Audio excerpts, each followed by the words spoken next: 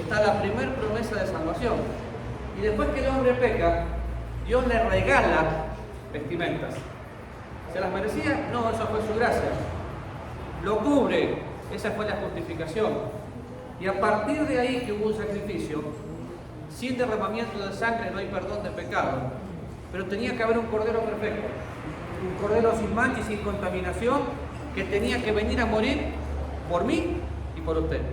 Por eso miré esa película, ese video y dije, wow, fue por mí. Fue por mí. Entonces, ¿a qué edad murió Jesús? A los 33 años. ¿Cómo murió? Con la muerte más cruel.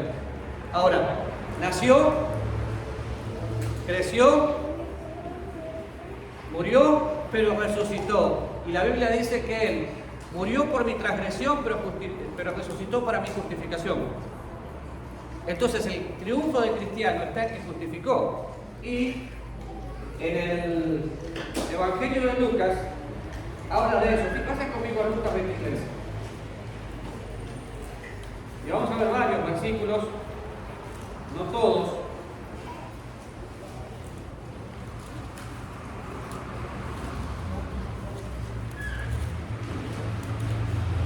Y estaba Jesús ante Pilato, había que soltar a alguien. ¿A quién soltaron en lugar de a Jesús? A Barrabás. Qué increíble, ¿no? El intercambio que pasó en la cruz. Pasó ahí también. Ocupó el lugar de un ladrón. Fue a ser condenado y el ladrón quedó libre. En el versículo 23 del capítulo 23 dice más ellos. Y estaban a grandes voces pidiendo que fuese crucificado, y las voces de ellos y de los principales sacerdotes prevalecieron.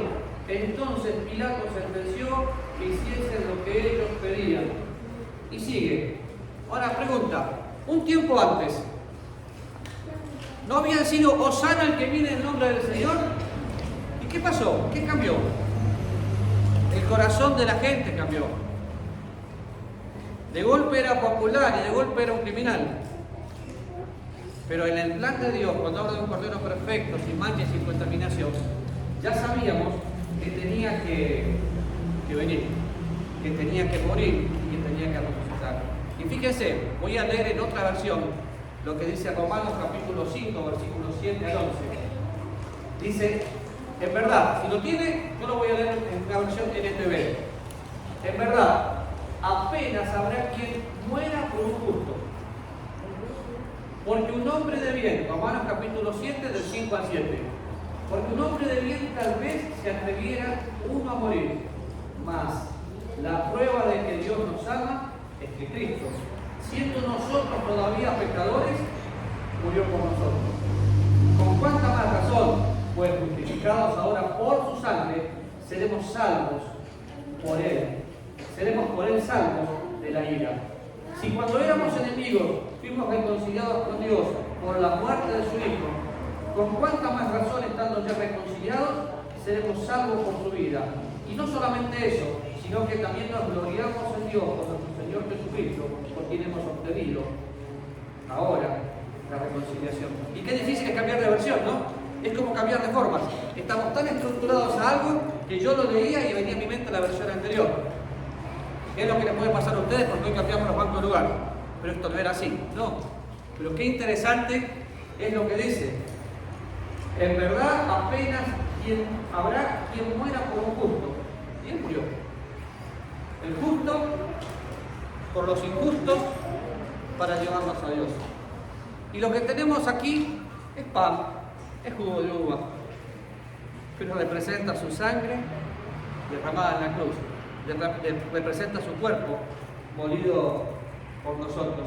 Y cuando miramos un poco Mateo capítulo 26, versículo 24,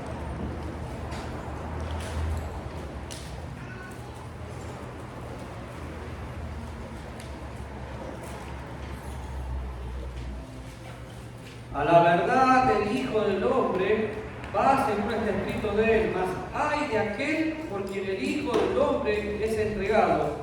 Bueno le hubiera sido no haber nacido. Ay de aquel hombre. La soberanía de Dios y la responsabilidad del hombre son dos cosas que están en la Biblia y que no podemos entenderlas. Pero en la soberanía de Dios estaba que Cristo tenía que morir. Pero también en el plan de Dios sabía que Jesús iba a ser traicionado. Y ustedes lo tienen atrás. Dicen, de acuerdo al plan soberano de Dios, Cristo tenía que sufrir en la cruz, expiar el pecado del hombre. Sin embargo, ¿quién lo traicionó? Judas.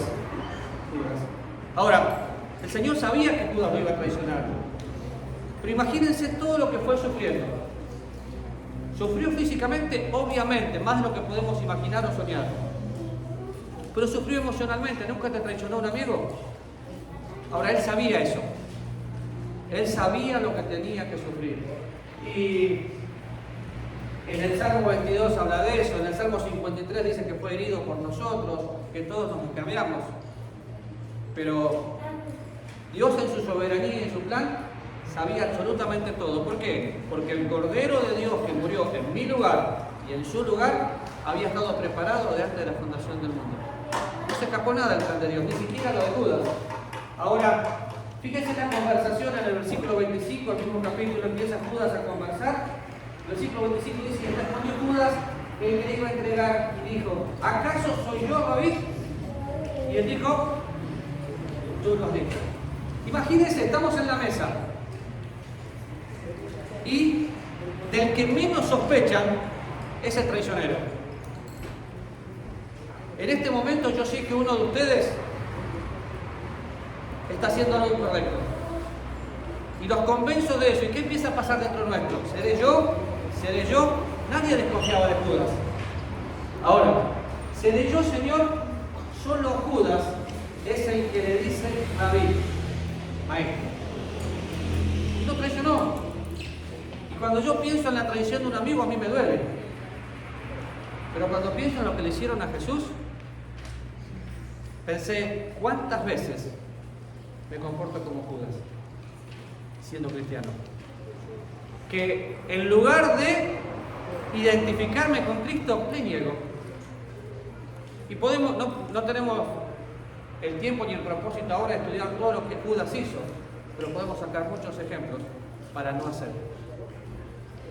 Piensen en Judas. Disfrutó los milagros, estuvo con el Señor, y aún así no conoció al Señor. ¿Saben que podemos estar acá todos juntos, haber desayunado, participar de la cena, aplaudir, levantar las manos y no conocer al Señor? Porque conocer al Señor es una experiencia personal. Y Judas no lo hizo. Lo tuvo al lado, lo disfrutó, pero nunca lo experimentó. ¿Lo experimenta usted? Ahora, Mateo capítulo 26 dice, mientras comían, Jesús tomó el pan, versículo 26. Y habiéndolo bendecido, lo partió. Y dándose a los discípulos, dijo, tomad, comed, esto es mi cuerpo. Estaban en la cena del Señor, que en ese momento no era la cena del Señor. ¿Qué era? La Pascua. La Pascua. Estaban en la Pascua. En la Pascua había diferentes cosas que usaban, hierbas amargas y diferentes cosas. Pero era la Pascua. Pero el Señor les estaba mostrando lo que iba a suceder. Y los discípulos todavía no entendían, pero Él les dice, miren, el pan, la copa. Y cuando pensamos, pan sin levadura, bueno, ahí pueden encontrar el versículo, Éxodo capítulo 12 y Deuteronomio. Es descrito como el pan de aflicción. Todo lo que el pueblo había sufrido en el Antiguo Testamento. Ahora, lo que sufrió Jesús. A ver, quiero escuchar con ustedes, ¿qué pudo haber sufrido Jesús físicamente que se les ocurre en este momento?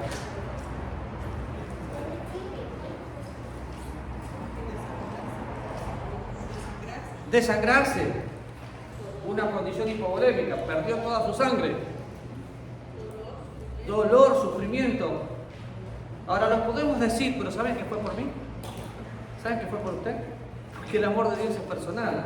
Y cuando pienso en esto, ya que Jesús estaba físicamente presente cuando dijo, el pan debe entenderse como un símbolo del cuerpo, y ahí está un versículo. 1 Pedro capítulo 2, versículo 24. Yo quiero que lo busquemos.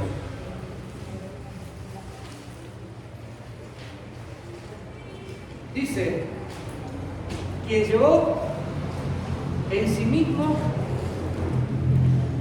quien llevó él mismo nuestros pecados en su cuerpo sobre el madero, para que nosotros, estando muertos a los pecados, vivamos a la justicia, por cuya herida fuimos sanados. ¿Qué hizo Jesús? Puso todos los pecados del mundo sobre su vida. Imagínese la película, pero imagínese lo que vio y en ese momento de la cruz. Acá somos poquitos hoy. Imagínese cargando el pecado de cada uno de nosotros, nada más. Sería aplastante. Eso es lo que Jesús hizo. Cargó todos los pecados de la humanidad. Y cuando habla de por su cuerpo fuimos salvos, podemos tener vida eterna, entrada directamente al cielo. Pero habiendo bendecido el pan de la Pascua, se decía así: bendito tú, oh Señor nuestro Dios, Rey del universo, que sacas el pan de la tierra. Para los judíos era todo una conmemoración. A veces nosotros pensamos en el pan, en la copa, y bueno, primer domingo hay que hacerlo. De hecho, el domingo pasado no lo hicimos. ¿Por qué? Y porque no tiene que ser algo religioso, tiene que ser la realidad de experimentar a Cristo. Y cuando pensamos en eso, luego toma la copa. No se preocupen por los chicos. Hacen más lío los grandes pensando a los chicos que los chicos hablando. Habiendo tomado la copa, ¿qué hizo después? Dio gracias y la partió. La bendición de la copa: bendito tú, oh Señor nuestro Dios, Rey del universo, que creaste el fruto de la vida. Saben que cuando yo pienso ahora en la copa, y cada vez que veo en mi casa un plato de comida, pienso en la fidelidad de Dios. Bendito el fruto de la vid, bendito todo lo que me da de comer. Él es el bendito que me ha bendecido con toda bendición espiritual en lugares celestiales. Fue por mí, fue por mí. Ahora, pienso en la sangre. ¿Quién se acuerda lo que pasó en Pascua con la sangre? ¿Qué tenían que hacer con la sangre? ¿Qué era? Maquillarse. Pintar los dinteles de la casa, pintar la puerta de la casa. Esa sangre los cubría. Y esa sangre que en ese momento los cubrió, a nosotros nos puede transformar. Es la sangre que limpia todo pecado.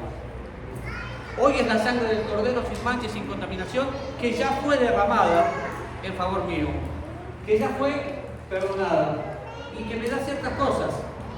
Me da entrada directa al cielo, como leí Alex recién, me da redención, me da perdón, me da vida eterna. Pero depende de una decisión, y yo la tome, porque la libertad del hombre implica eso. Ahora, cuando voy a Isaías 53, fíjense, Isaías 53, 12.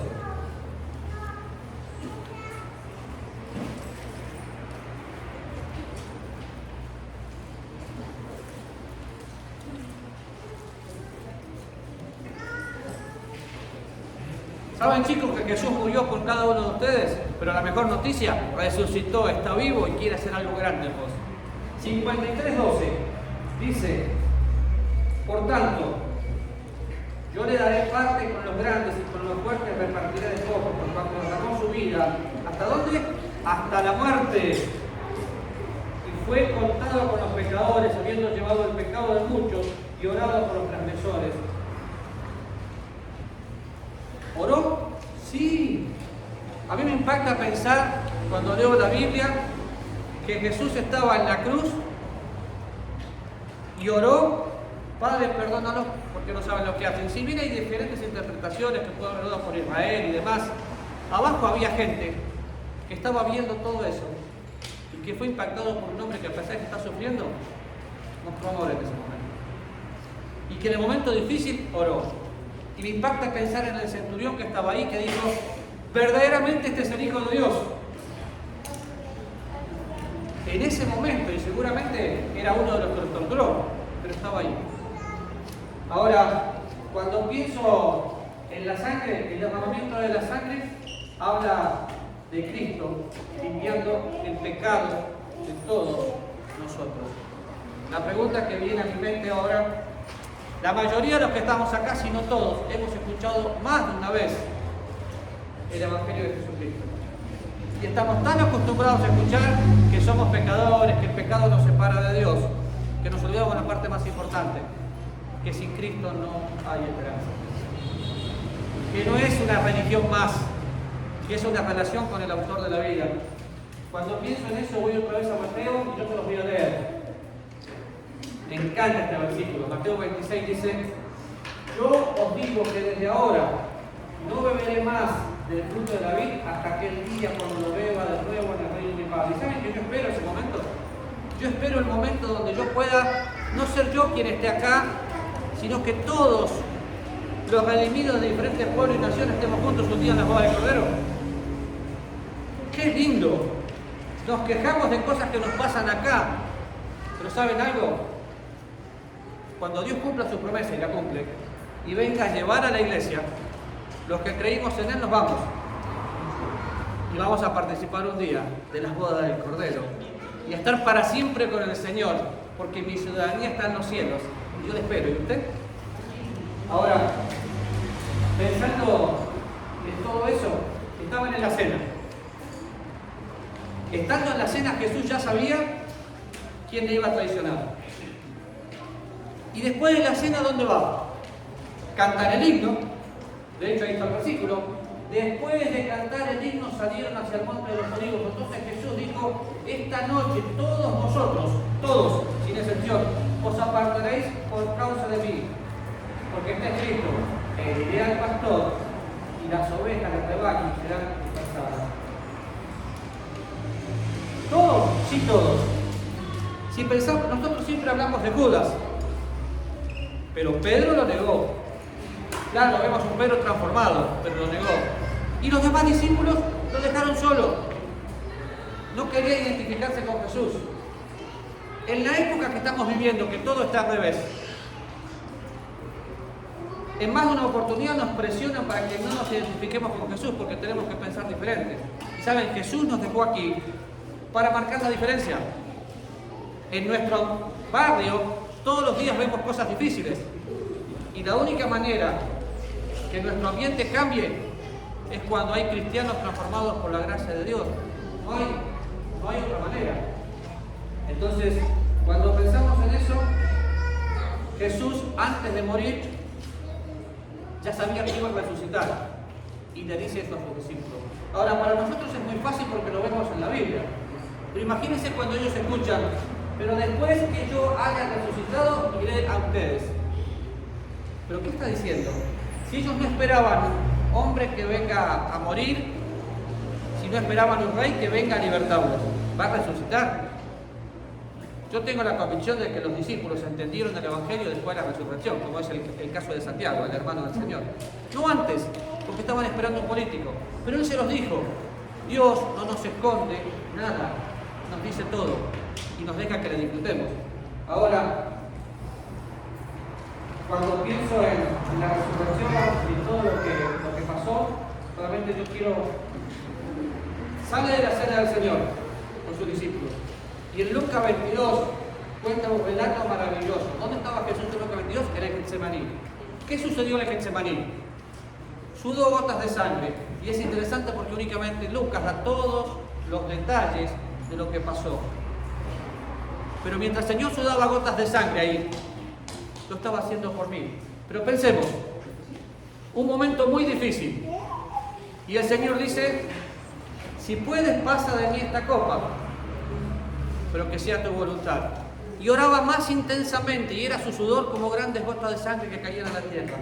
Él sabía, como leímos recién, que tenía que cargar sobre su cuerpo todos nuestros pecados. Él sabía que lo iban a dejar solo. Él sabía que lo iban a latigar de la manera más cruel. Pero sabiendo eso y pudiendo evitarlo, no lo hizo. ¿Por qué? Porque Dios muestra su amor para con nosotros en que, siendo aún pecadores, Cristo murió por nosotros. Porque de tal manera nos amó Dios que se entregó por mí. Y estaba en la cruz totalmente debilitado, porque había pasado la negación emocional, el flagelo físico empezando en el Getsemaní, sudando gotas de sangre. Y hay todas cosas que podríamos explicar del Getsemaní. Hay diferentes posiciones que muestran lo que ahí sucedió. Pero estando en el Getsemaní, sale de ahí. ¿Y qué es lo primero que pasa? Lo entregan. ¿Quién lo entrega? Judas. ¿Y qué le dijo Jesús? Amigo, ¿a qué vienes? Le dijo amigo, claro. Hasta el último momento Judas tuvo una posibilidad. La diferencia es que Judas nunca tuvo arrepentimiento, tuvo remordimiento. Pero lo entregó. Y después, todos conocemos la historia, no la vamos a leer en la Biblia. Pero es una historia que es real. No como algunas que podemos pensar, no, esto sucedió. Entonces, ¿qué sucedió? Lo entregan, lo llevan, le hacen juicios injustos. Cuando lo estaban latigando en la película lo vimos ahora. Lo tiraban y le arrancaban. Después lo vistieron. Sangrado le arrancaron su ropa. Le pusieron una corona de espinas que era como un casco insertado acá. Y fue por mí, no lo voy a valorar. A veces pensamos en la salvación y porque no me cuesta nada me olvido el precio caro que tuvo. Pero estando así, sufriendo, tiene que ir a llevar a la cruz. Pero todo el pueblo que le había exclamado dice: crucifíquele, crucifíquele, suelten a Barrabás. Pilato se lavó las manos, yo no quiero tener problemas. Pero Jesús tenía que ir a la cruz, porque usted y yo necesitábamos salvación. Ahora, va caminando hasta el Monte Calvario, sufriendo. Si ustedes siguieron un poco el relato, venía débil, había perdido su sangre, le faltaba el aire, tenía que caminar, la tensión nerviosa que vivía, el saber lo que iba a enfrentar. Llega a la cruz y lo clavaron.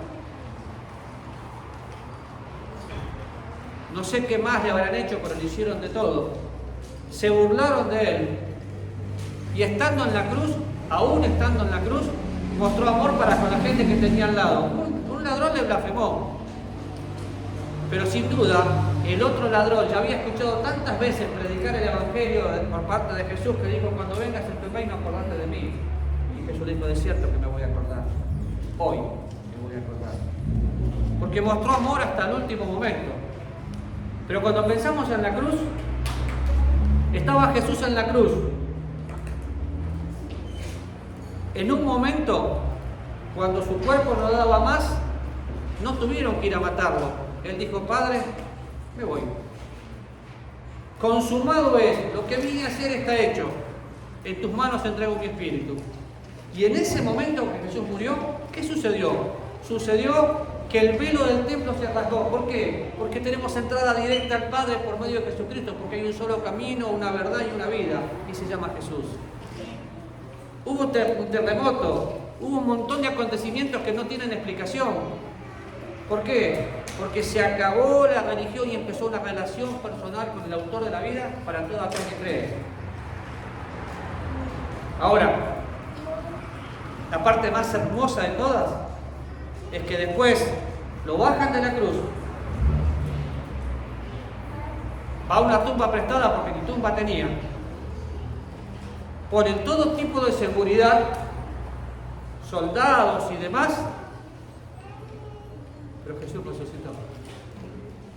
Y el primer día de la semana, que es lo que hoy estamos pensando, van corriendo a la tumba y encuentran la tumba vacía. Imagínense la sorpresa y la cantidad de mentiras. No, se lo robaron, no, alguien abrió. Nadie podía mover la piedra. Dios lo hizo. Y la tumba de Jesús quedó vacía. A diferencia de cualquier persona, cualquier político, cualquier religión, su tumba está ahí. La tumba de Jesús está vacía. Y otra vez, Romanos 4:25, murió por mi transgresión, por mi pecado, pero resucitó para mi justificación. Así que si usted está aquí esta mañana, conoce todo esto como historia, intelectualmente, pero no experimentó el perdón de Dios, usted hoy necesita eso. ¿Por qué? Porque la religión no le va a llevar para nada, pero una relación personal con Cristo, sí. Entonces, ahora vamos a participar de la cena. Vamos a recordar en forma gráfica lo que sucedió. Pero a veces preguntan, ¿tengo que hacer esto o aquello para participar de la cena del Señor? Tenés que tener la certeza de que Cristo vive en tu corazón. No es un acto que te va a santificar, no es algo que te va a hacer vivir diferente, te va a hacer recordar lo que Cristo hizo. Y